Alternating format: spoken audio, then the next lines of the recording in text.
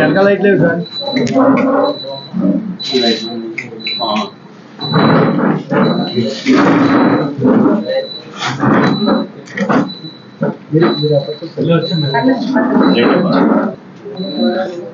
Okay sir. ఒక్క నిమిషం.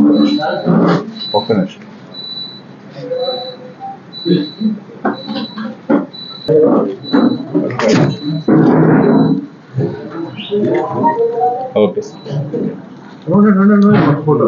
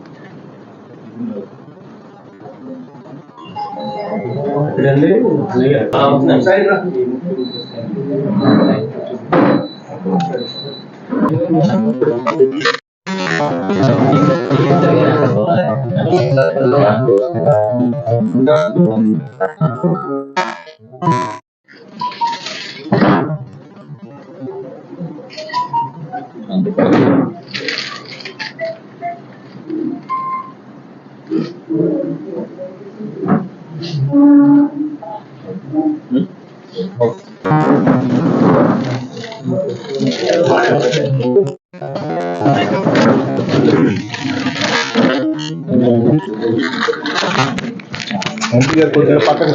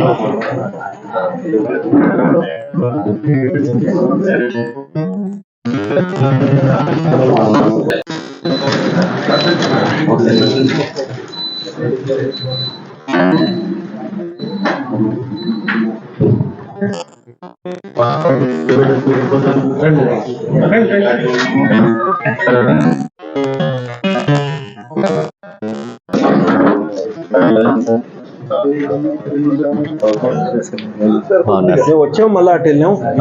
రండి ఎమ్మెల్యే గారు. తెలిసింది బాధ. నమస్తే సార్. నమస్తే అండి సార్. మీరు రాలేదని మరి అరగల్లో ఉంటుంది. నమస్తే అండి.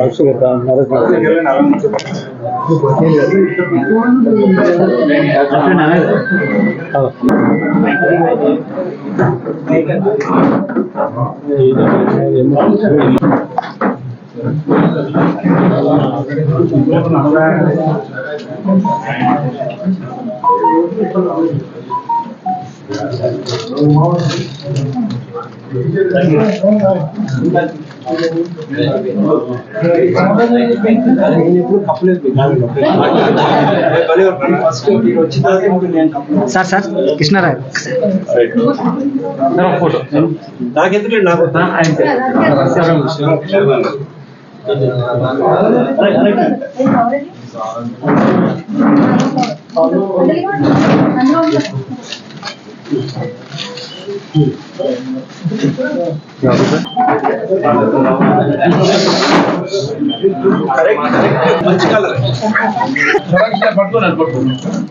సార్ రెడీ సార్ రెడీ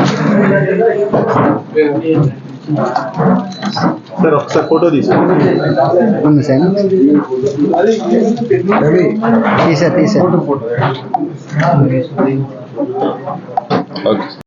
తాతా కృష్ణ గారి ఇంట్లో బీసీ సమావేశం జరిగింది.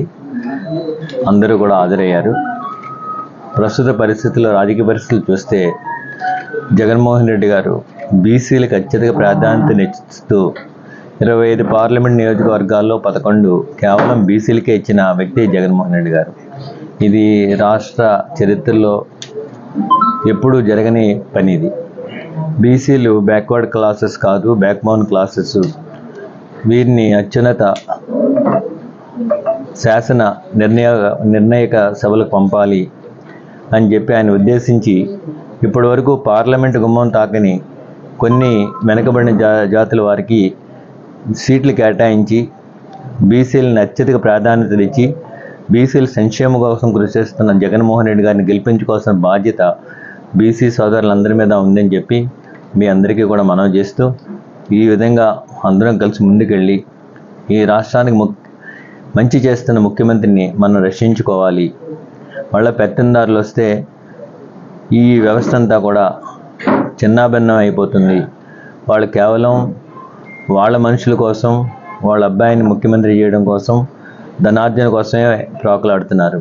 ఆగర్భ శ్రీమంత్రి జగన్మోహన్ రెడ్డి గారు ఈ రాష్ట్రంలో పేదలు ఉండకూడదు, ప్రతి పిల్లలు ఈ రాష్ట్రంలో పిల్లలందరూ కూడా చదువుకోవాలి, అత్యున్నత స్థితికి చేరాలి అనే దృక్పథంతో విద్యకు అత్యధిక ప్రాధాన్యతనిచ్చి అమ్మ ఒడి, విద్యా దీవెన, వసతి దీవెన, ఫీజు రీయింబర్స్మెంట్ పెట్టి గవర్నమెంట్ స్కూల్స్ని కూడా బాగు చేసి ఇంగ్లీష్ మీడియం పెట్టి పిల్లలు ఎక్కడికి వెళ్ళినా కూడా ఈ ప్రపంచంలో రాణించాలి అని చెప్పేసి ఆయన దృక్పథం.